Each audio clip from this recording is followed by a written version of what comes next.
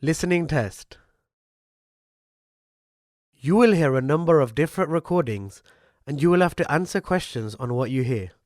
You will have time to read the instructions and questions and you will be given time to check your work. All the recordings will be played once only. The test is in 4 parts. Now turn to part 1. You will hear a woman inquiring about a job vacancy.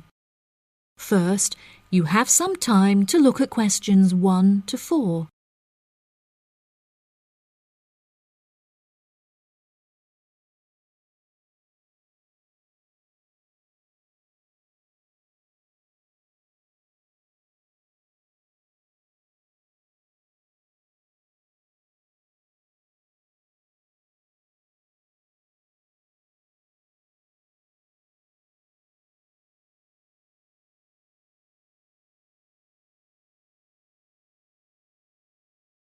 Now we shall begin. You should answer the questions as you listen, because you will not hear the recording a second time. Listen carefully and answer questions 1 to 4. Hi there. Welcome to the Job Centre. How can I help? Good morning. I'm here to inquire as to whether you have any jobs available at the moment. Yes, we have several available. What kind of job is it that you're looking for?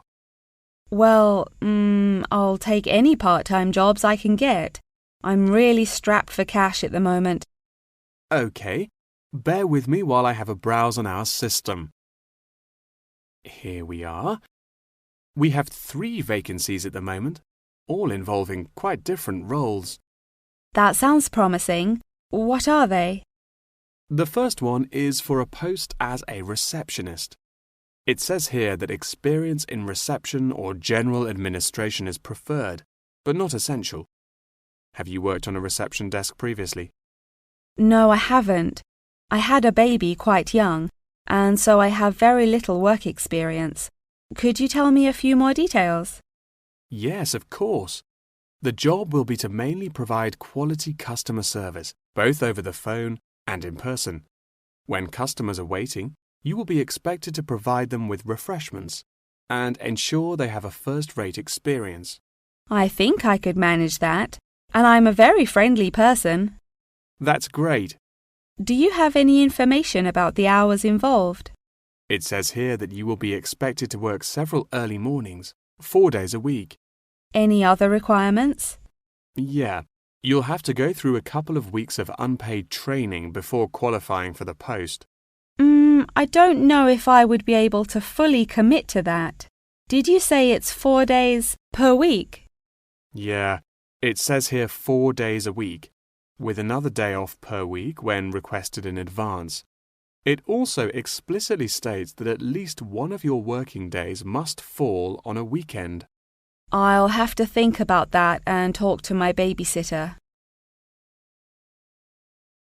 Before you hear the rest of the conversation, you have some time to look at questions 5 to 10.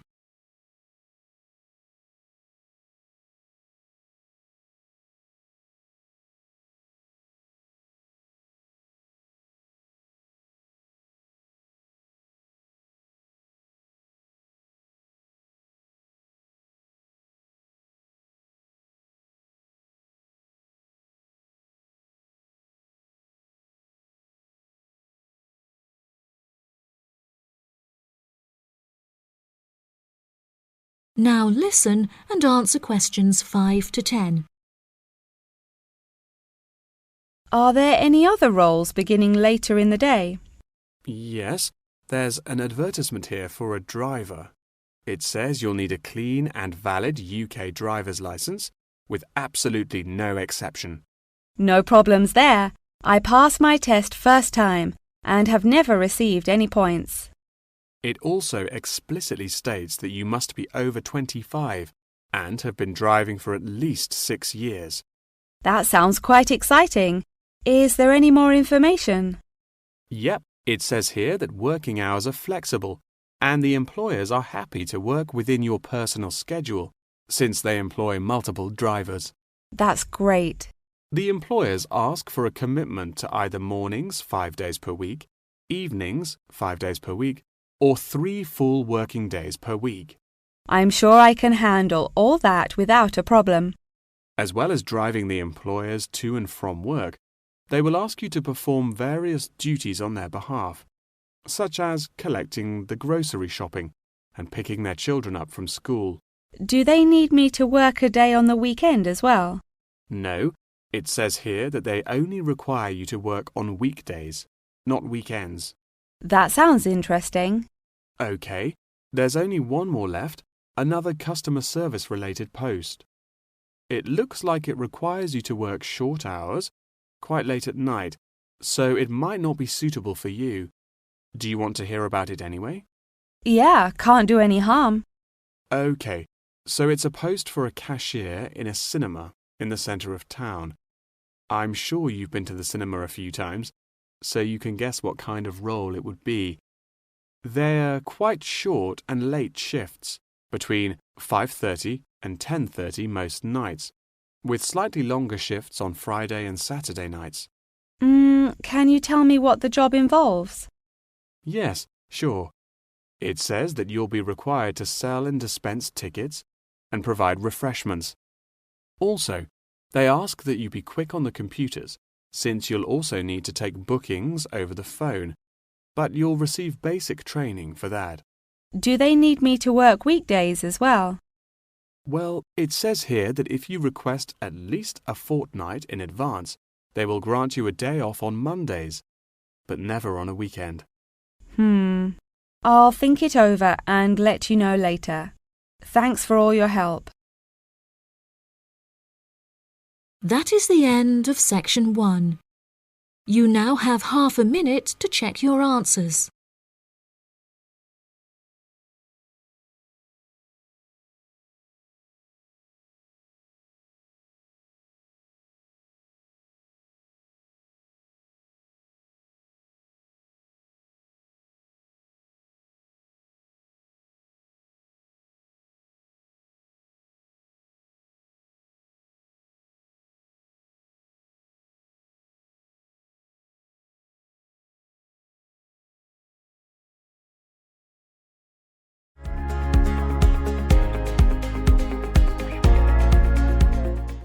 Part 2. You will hear a representative from an organisation called Connection giving a talk about a homestay organisation. First, you have some time to look at questions 11 to 14.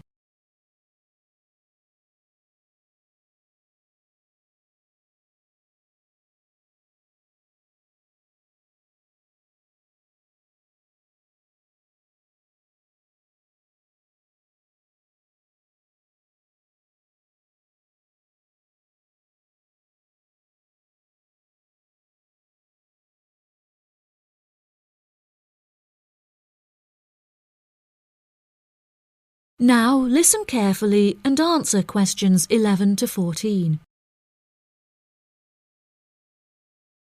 Thank you all for coming to my talk this evening. It's nice to see so many people in the audience. For those of you who don't know very much about Connection, let me start by giving you some background information about it. Connection is a British organisation that facilitates homestays all over the globe.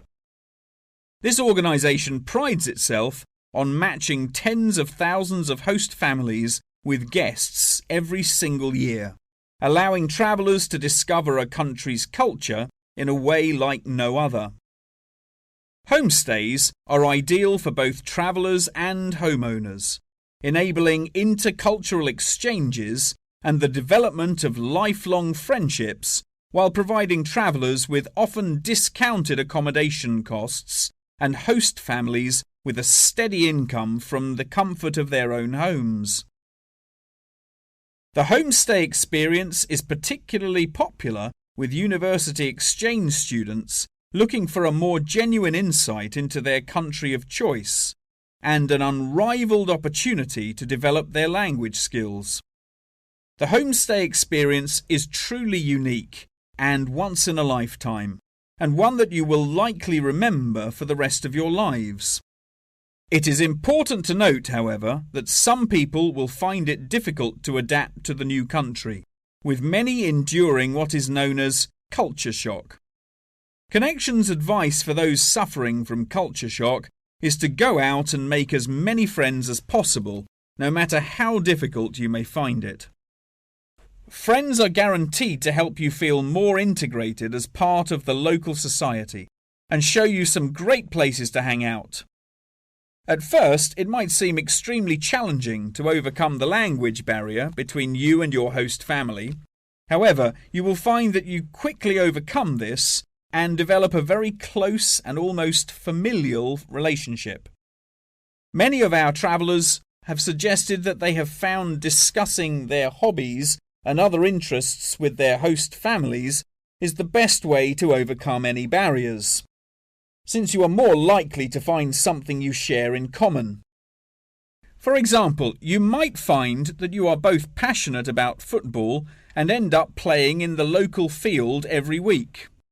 One of our guests undertaking a homestay in a rural area of the UK told us that she and her host now take a Tai Chi class together upon a hilltop at sunrise, calling the experience absolutely breathtaking. After the first few weeks, you will find your understanding of the people around you and their culture deepens by leaps and bounds, and you will soon become one of the locals. Our hosts in over 140 countries turn a location into a culture, time into experience, and strangers into friends. Before you hear the rest of the talk, you have some time to look at questions 15 to 20.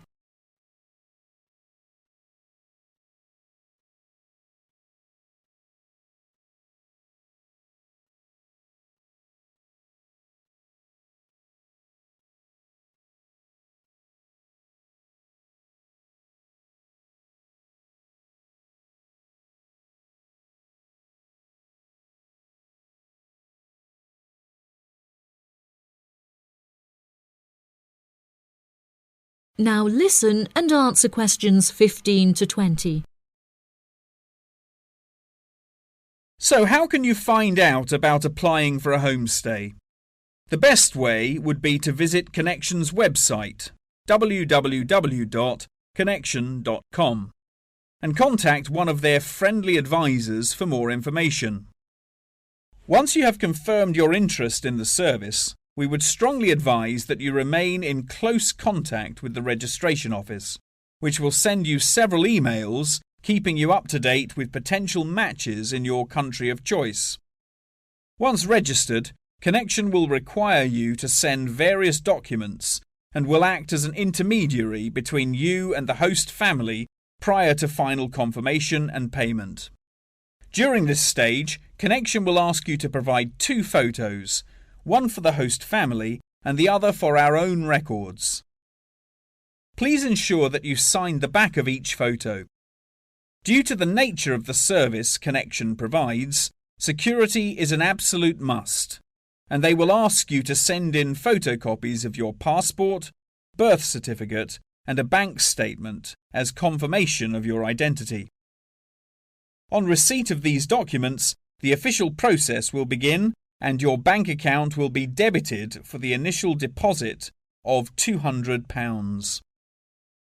If you haven't received any acknowledgement confirming receipt of these documents from us within 7 working days, please contact the main office. As I mentioned before, due to the nature of the organisation, Connection operates a meticulous screening process, and all applicants will undergo an interview in our head office in London, with exceptions made in extreme circumstances. After your interview, it may take us several weeks to carry out the decision process, so please be patient with us. If you would like a fast-track service, please indicate this on your application, and we will notify you of the additional charges. Finally, once we have come to a result about your application, you will receive a decision in the post. If you do not receive an offer of placement, we will refund your deposit within 7 working days. That is the end of section 2. You now have half a minute to check your answers.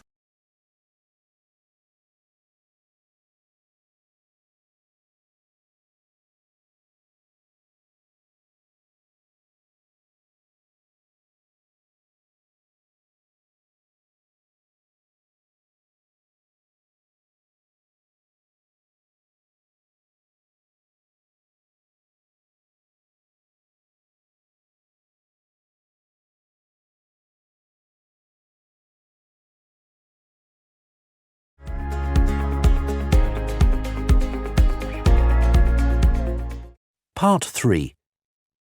You will hear a conversation between two students and their professor discussing an essay.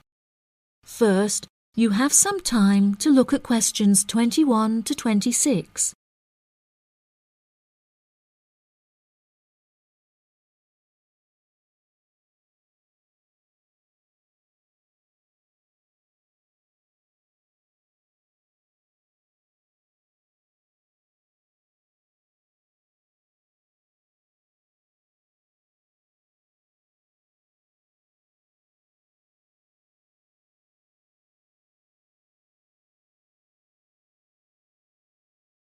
Now listen carefully and answer questions 21 to 26.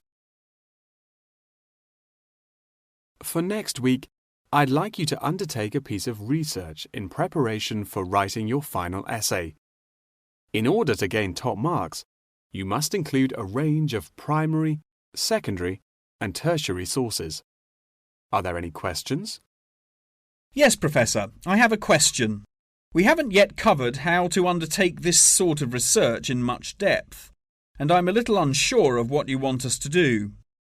In telling us to include primary sources, do you mean you want us to design and distribute a questionnaire, analysing the results?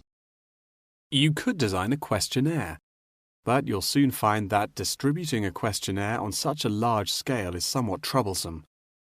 We couldn't possibly expect you to do it effectively as an individual university student without the necessary resources. No, ideally, I would like you to form 1 or 2 focus groups and interview them. This will provide you with a more qualitative approach.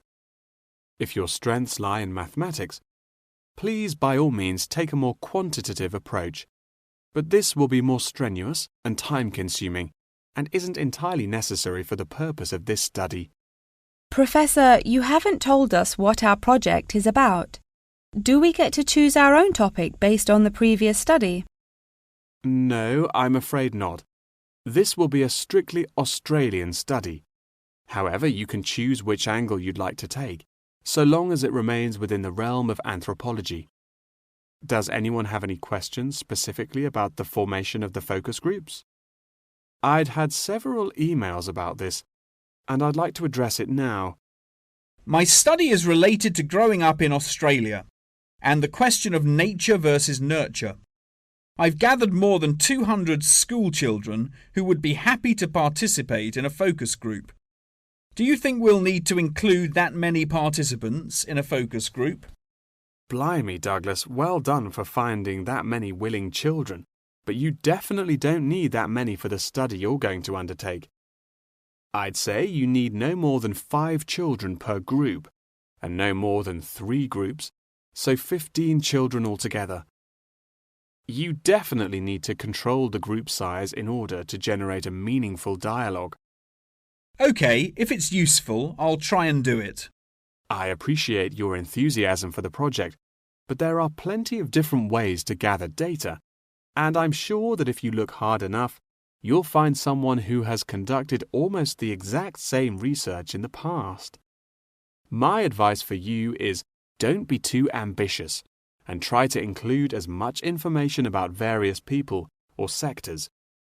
For those who haven't ever collected original data before, what do you suggest we do? I would suggest that you read accounts from other people who have undertaken such research to see what advice they can give. I would also encourage you to read Chapter 8 in the course textbook, which should give you a good introduction to collecting data. Moreover, you should try to practice using the data table provided in your course handbook. By now, you should have read at least 6 or 7 books giving quite detailed instruction on how to go about collecting data. Professor, I don't know about everyone else, but I'm having trouble reading the books. I had a really big assignment for another course, and I've been spending all my time on that. Jane, have you read all the books the professor mentioned? Well, my trouble is getting hold of the books. I've been to the library several times, but all the books are out. Sounds like you should have started borrowing books a bit earlier. Yes, I should have. But I got several ones from my friend a couple of days ago. I just skimmed through them and don't remember a lot of the information. Before you hear the rest of the conversation, you have some time to look at questions 27 to 30.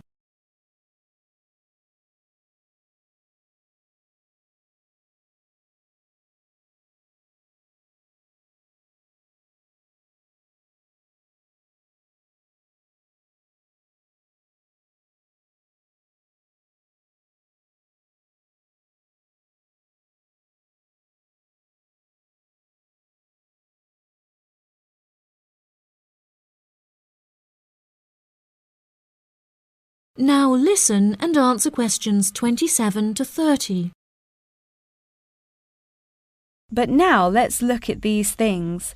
We'll need to start thinking about which ones we'll definitely want to do for the project. OK, the first one here is the final report.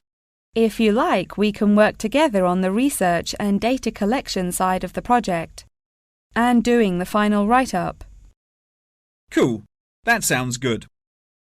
I'm not sure how much I'd be able to contribute considering I haven't had a chance to read the course material, but I should be able to prepare some sheets and a list of questions that can be used during the focus group sessions.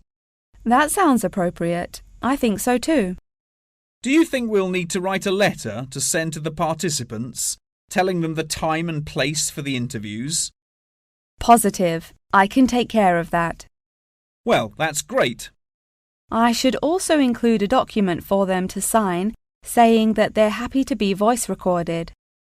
Oh yes, of course, I forgot about the transcript. That'll likely be a big job, so let's do half each. I'll do one of the groups and you can do the other, OK? Sounds like a plan. That is the end of section 3. You now have half a minute to check your answers.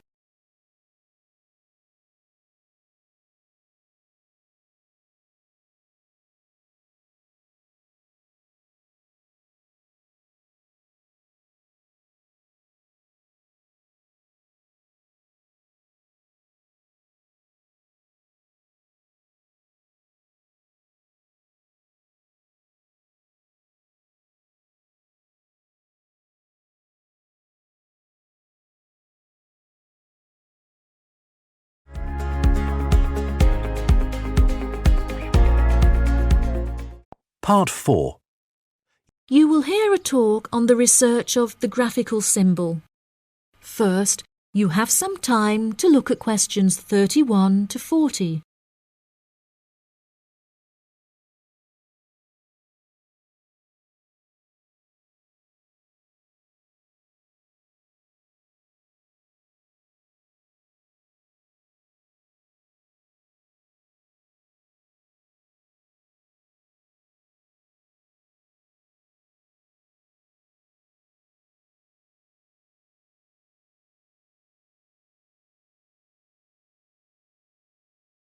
Now listen carefully and answer questions 31 to 40. Good morning, everyone. Today I'm going to talk about the graphical symbol. A graphic symbol is a written symbol that is used to represent speech, such as those used in the Greek alphabet. The term graphic symbol encompasses anything from the logographs used in Egyptian hieroglyphic writing to ancient Chinese pictograms. Early symbols were based on pictographs and ideograms before they were developed into logographic writing systems. These systems are still in use in some non-literate cultures in Africa, the Americas, and Oceania. Indeed, elements of pictography are still found in modern Chinese characters, and it is often an interesting exercise to trace the origins of some Chinese characters. Pictographs remain in common commercial use today as signs, instructions, or statistical diagrams. Road signs and public toilet signs, and even flat pack assembly instructions utilizing pictures, are considered pictographic. Ancient graphic writing systems provide researchers with a wealth of knowledge about past civilizations. In 1799, one of the most important historical discoveries was made by accident when members of Napoleon's expedition to Egypt found a stone in Rosetta that exhibited 3 different scripts. The stone, now known as the Rosetta Stone, was studied in significant depth by scholars and was first deciphered by Frenchman Jean-François Champollion in 1822. He was able to correctly determine the phonetic values of the symbols, and later research has confirmed his findings. In many of these symbols, lines are used to portray a multitude of meanings, and knowledge and understanding of these lines holds the key to comprehension of graphic writing systems. A key moment in the history of communication was the invention of the camera obscura, or camera. Although the concept can be traced back to the 5th century BC Chinese philosopher Mo Ti, the first photographic image was ultimately created in 1826 by Joseph Nicéphore Nicéph. Photography, as it was later known, enables researchers to piece together and better understand history. Today, photography forms a huge part of everyday life, and most publications contain a vast number of photographs. Photography is used in advertising and is now becoming a way to increase awareness of existing world issues. For example, animal welfare charities are increasingly using photography to advertise animals that are at high risk of endangerment. Charity workers are sometimes flown to far-flung locations to document the suffering endured by high-risk animals in an attempt to raise human awareness of their consumption activities and how they impact others. One recent high-profile campaign was undertaken by attaching a camera to the foot of a bird in order to obtain photographs of the animals in their natural habitats and understand how often they come into contact with human waste. A soon-to-be-released documentary about the suffering of animals on Midway Island shows the full extent to which human consumption is harming animals thousands of miles away from us.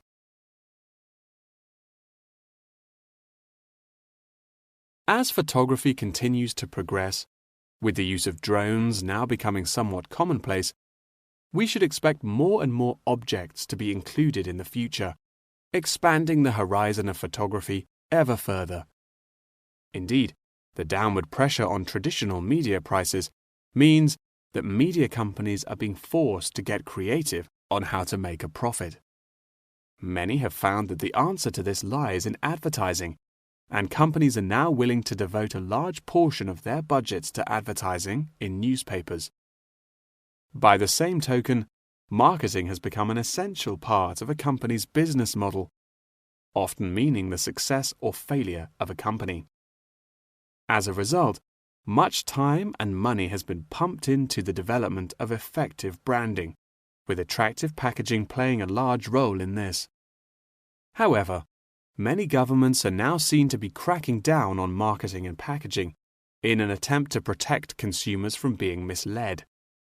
In particular, tobacco companies are now subject to ever-increasing regulation. For example, in the United Kingdom, legislation is soon to pass preventing any form of branding or differentiation on cigarette packaging in efforts to curb the harmful effects of smoking. Finally, one must not forget the fundamental role that graphic writing systems have had to play in mathematics. Graphs, icons, and diagrams often form the very basis of these branches of academia.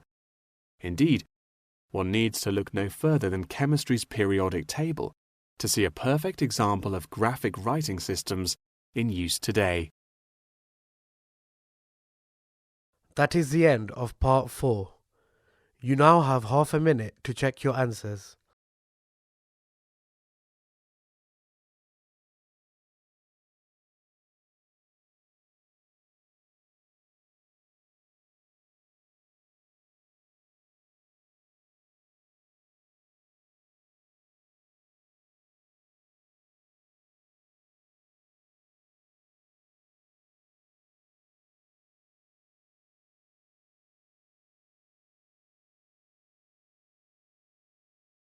That is the end of the listening test.